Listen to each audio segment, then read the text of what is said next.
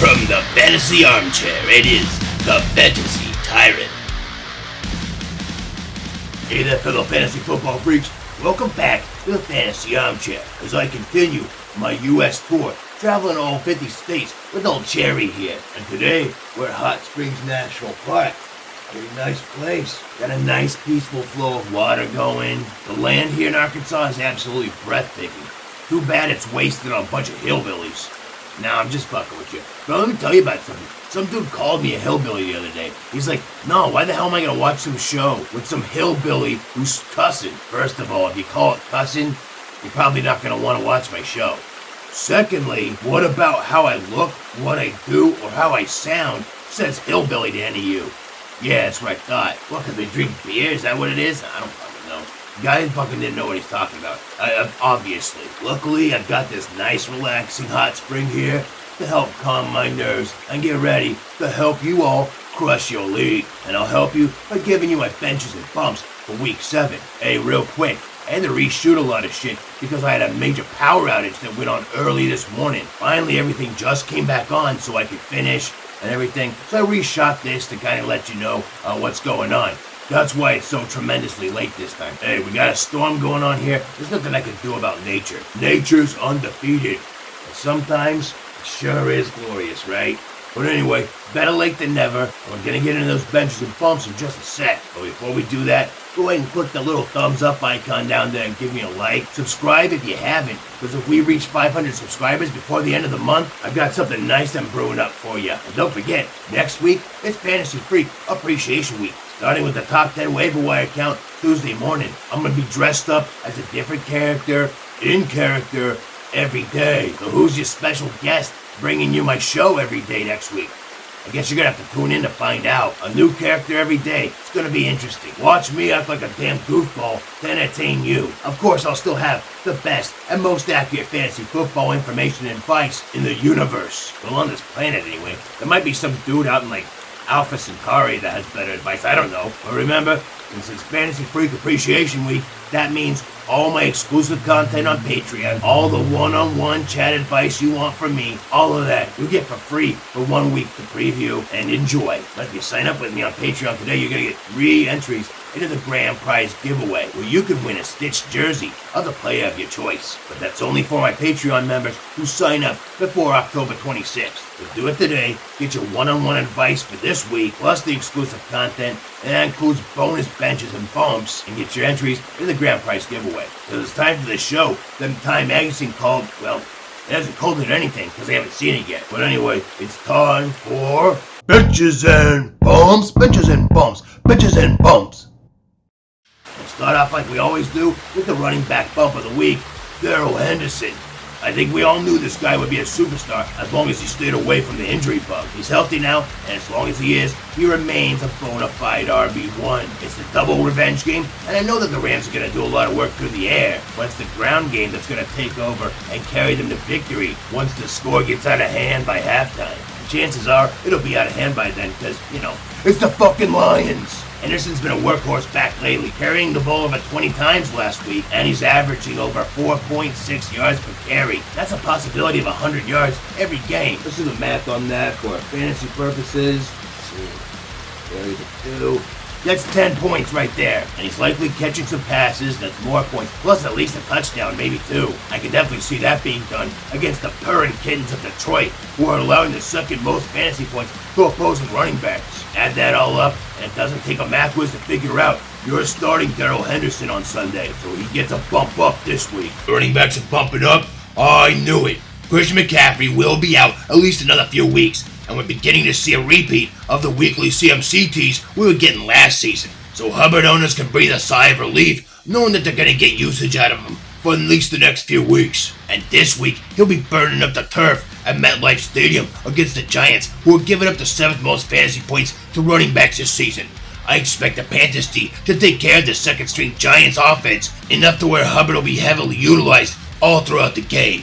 Averaging 20 carries over the last couple games and a healthy 4 yards per carry for the season, it seems Chuba's in a good groove this year, and with Coach Rule saying that they want to give him the ball more and more, well damn, he could break into RB1 numbers this week, so bump him up. With all the turmoil surrounding the Raiders, conventional wisdom says to stay away from this offense. But then last week, even in a bad matchup, the Raiders got the win and Jacobs had a great game, putting up over 15 fantasy points for the second week in a row. So another week removed from the turmoil against the Eagles, who are giving up the 5th most fantasy points to running backs. Expect an even better game from Jacobs, who, on a per-game basis, is quietly a top 20 back this year. The Eagles just made Leonard Fournette look like Emmitt Smith in his prime. So yeah, I'm bumping Jacobs up for this one, especially at home. And my running back sleeper of the week is Myles Gaskin.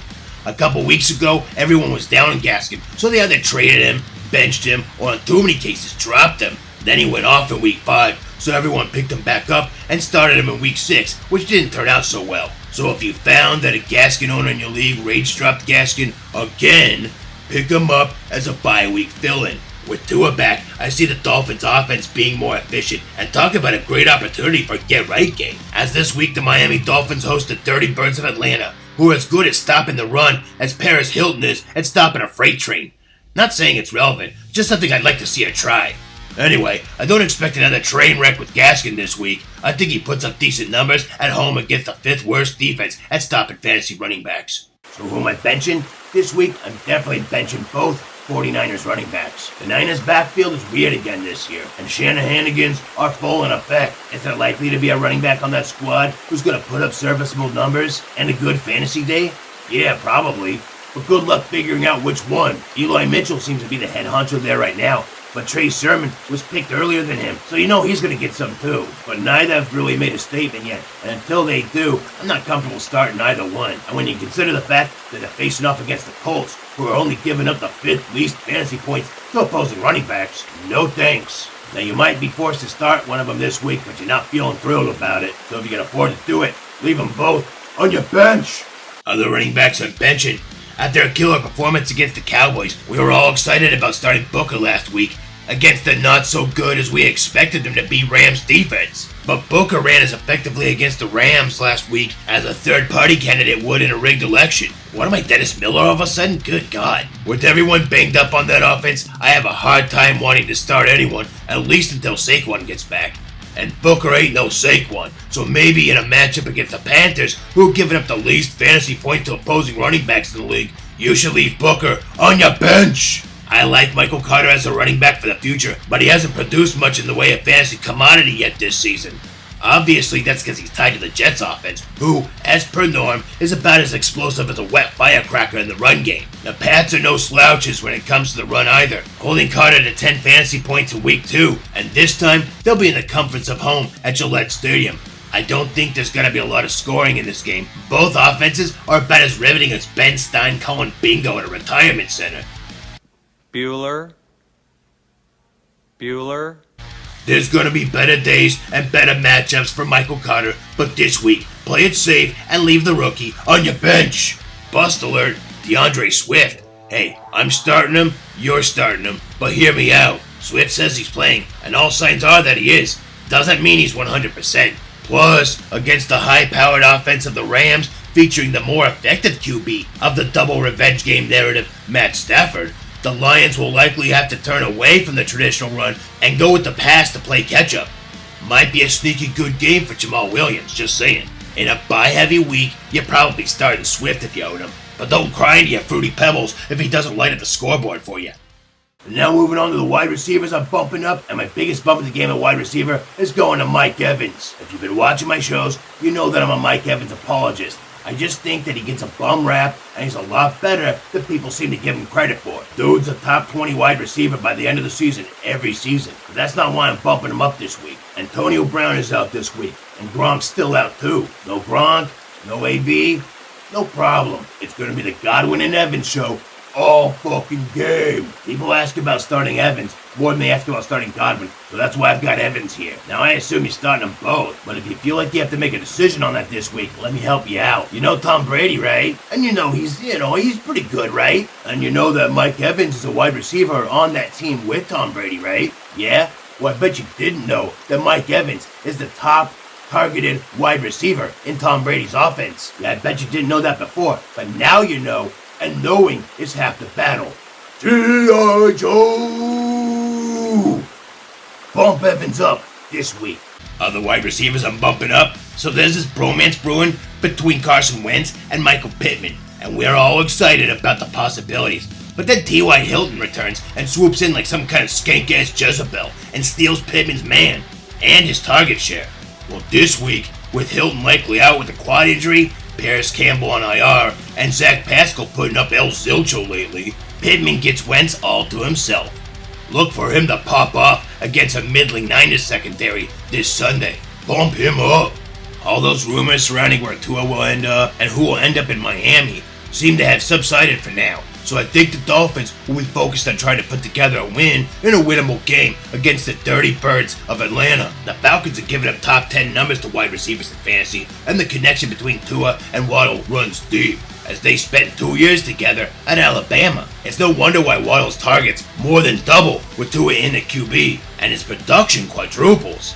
That's times 4 if you didn't know. More math, I know. Sorry about that, but trust the numbers and bump Waddle up this week. And my wide receiver sleeper of the week is Marquez Callaway. This cock-teasing motherfucker right here. Just when we think we have it figured out, he fucks around and screws up our lineups. What an asshole. But you know what? I think we got him this time. The Rainy City Bitch Pigeons are the 8th worst team against the wide receiver position in fantasy, even letting us think that Robert Woods finally got his ass in gear. Nah, Seattle just sucks that much on the pass D this year. Michael Thomas isn't back yet. Harris is still hurt, and like I said on Mixed Notes, Jameis isn't gonna be so heinous this week. I like Callaway's chances. Start him if you can. As for the wide receivers I'm putting on my pine, let's start off with Corey Davis. Anyone remember what I said before the Jets faced the Pats in week 2? No? I don't blame it. That was over a month ago. I'm sure you've got better things to worry about than what some analyst said about some dude in week 2. I understand, sure. Well, let me jog your memory then. I was letting you know that Stephon Gilmore, this was before he was released, took Pat's corner J.C. Jackson under his wing and gave him some pointers on how to handle Corey Davis.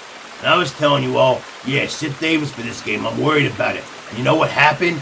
Corey Davis had 2.8 fantasy points. And this time, the Pats are at home. The Jets have to travel. Plus, Crowder's back in the mix, and Zach Wilson loves to throw to the slot. So he's going to be taking targets away from Davis. All in all, I just don't see this being a good game for him. So if you got other options, or maybe you can pick up Jameson Crowder, I don't know. He'd be a better start, I think. Either way, leave Corey Davis on your bench. Other wide receivers I'm benching. In the preseason, I was hyping T. Higgins up to have another great year to expand upon his stunning rookie season, along with Joe Burrow, as the two of them developed what I thought was an unbreakable bond last season. But then along came Jamar Chase to ruin that. Adding injury to insult, Higgins was hurt for a couple weeks, and that pretty much ended Higgins' hold on his target share in that offense. Maybe he gets his share back eventually, but this week, I wouldn't count on it. And besides, the Ravens are stout against wide receivers, allowing only the 6th most fantasy points to the position. So this week, and maybe until we see him get back in the good graces of Joe Burrow, if you can, leave T. Higgins on your bench. I was actually all about Jacoby Myers as a sleeper this season, as a matchup-based starter with upside, and that is essentially what he's been. This week, against the Led Zeppelins of New York. No, not that Led Zeppelin. Yeah, that's the one. Until they fly like jets, that's what I'm calling them. Anyway, seems like a good matchup, right? Wrong. It really isn't. See, the Jets D can be had like a prison bitch against the run, so there's really no need to pass against them. Hence why they're giving up the second fewest fantasy points to wide receivers. I think the Pats will be running it down the Jets' throats. Hard to trust the passing game in this one, though. If you can afford to, I'd say leave Jacoby Myers on your bench. Bust alert. Oh, Tyler Lockett. Up to your old tricks, I see. Starting off the season hot, just to cool off and let Metcalf take over. And this season, it's even worse. Wilson is out, so he won't be doing the cooking for the Seahawks anytime soon. And the new chef's menu is basically liver and onions, Rocky Mountain oysters, and raw tripe. Ugh, no thanks. With Chef Gino in the kitchen, all the food is poison, just like whatever A.J. Brown ate earlier this week. Until Geno Smith learns to cook up a decent passing clip, Metcalf is the only wide receiver in this offense you're starting with any confidence.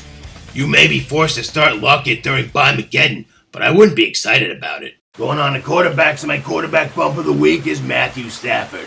That's right, I'm buying in to the revenge game narrative. Okay, sure, Stafford and the Lions left on good terms. There's no bad blood there.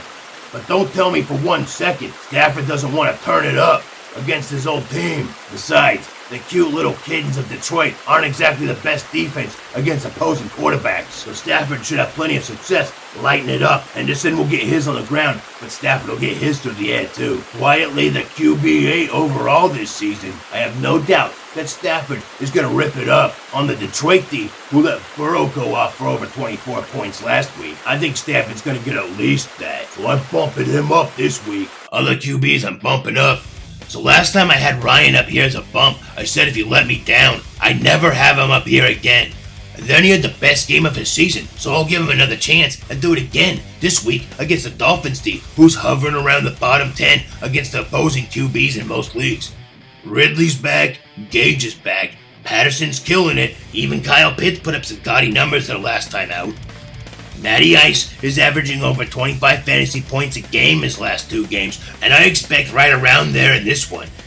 Definitely good enough to give him a bump to your lineup this week. Sammy D went from draft bust to matchup-based fantasy starter in a matter of a year. Obviously, not playing for the Jets helps, but having a top-level talent, a city that believes in him, and a defense that doesn't put it all on him helps too. Donald's production's been down, but that's against stronger defenses. The Giants, on the other hand, are giving up the 6th most fantasy points to quarterbacks. The Donald-Demore connection has been a shocking revelation this season. I'm not afraid of James Bradbury and the crew this season, as they haven't been effective as they were last year. So if you have him, and you don't have some super stud, bump him up to your starting lineup. And my sleeper of the week at quarterback is Tua Tagovailoa, with this week's trade rumors behind him. Alright, so maybe rumors like that don't quite get behind you so quickly, but I think that he'll use it as motivation this week against the weak-ass Falcons. Tua's looking to showcase his talent, either to keep his job or entice a suitor, and he'll get a softball matchup to do it in. Listen, it's Bye-Mageddon, and when there's 6 teams on a bye, you gotta do some crazy shit. But starting Tua against the 8th worst team against fantasy QBs ain't the craziest thing you've ever done. Like that one time, you know, when you did the thing. Yeah, you know what I'm talking about, right? So if you're willing to give that a shot, give Tua a shot this week. For those with the bumps, who am I benching at quarterback? Well, this week I'm benching Joe Burrow. I told you to start him last week, turned out well. I'm telling you to bench him this week, because even though I can't say enough about what a superstar Joe Burrow's turning out to be, this week he's on the road against the Baltimore Ravens. And they're pretty stingy against opposing QBs. I mean, look what they did to Herbert last week. 12 fantasy points. Oh, God. Brutal. That D is getting healthier and stronger as the season goes on. While I think Burrow and Chase will have the usual connection, I don't see him getting much more than that. It's not a good matchup overall. If you got another alternative and a better matchup, stick with them and put Burrow on the bench. Other QBs I'm benching. Okay, so I said that maybe Carson's cavalcade of crap has finally put out its last show, and we can now consider Wentz a viable fill-in starter when matchup warrants and need arises. This week, the matchup doesn't warrant. Yeah, on paper it looks okay, as the Niners are giving up the 10th most fantasy points to opposing QBs, but you might not realize that outside of a random good Goff game, the Niners only gave up good games to mobile QBs, Wilson and Hurts, who did damage in the run game. Against traditional QBs, they fared much better, keeping them below an average of 20 fantasy points per game. With under 20 rushing attempts on the season, I wouldn't exactly call Wentz a mobile quarterback. On the road, against a defense that's getting healthier and regelling, I'm leaving the cavalcade of crap at home. You should too. Put Carson Wentz on your bench. Old bed shitting Derek Carr. I know you all too well. If you're newer to the game, you might actually think that Carr's a fantasy asset due to his high totals in the first few games. But then in week 4, he showed his true self and hasn't gone back to the level he was at those first few weeks. And this week he gets the Eagles D, who kept Tom Brady under 20 fantasy points last week and Sam Darnold under 10 the week before. You'll hear other analysts say to start him, but I know better than to trust the bed-shitting Carr. Hopefully you do too. Put him on your bench. Bust alert. Hey now, last time I had Brady as the bust alert, that was last week's Thursday show, and he showed cause for alarm in that game against the Eagles, scoring under 20 fantasy points for the second week out of 3. I've noticed that this season, Tom Brady has actually been matchup-based. He's played some soft defenses against the pass, but when he plays against better defenses, he turns to Lenny Fournette, who's playing like a man possessed this season, and lets him do the dirty work. You probably can't afford to sit him this week, but temper expectations.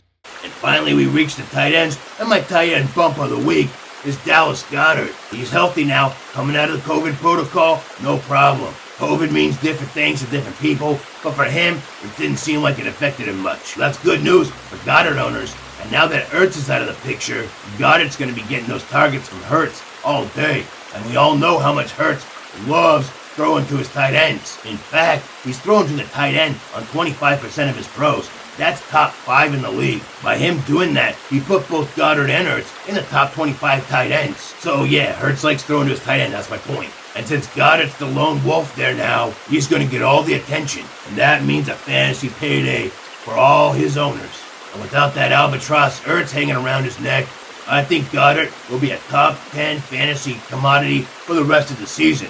And he'll get a shot to prove himself this week against the Raiders, who've given up the 6th most fantasy points to opposing tight ends. I think he's got a shot at breaking through as a tight end 1 this week, so give him a big old bump to your starting lineup.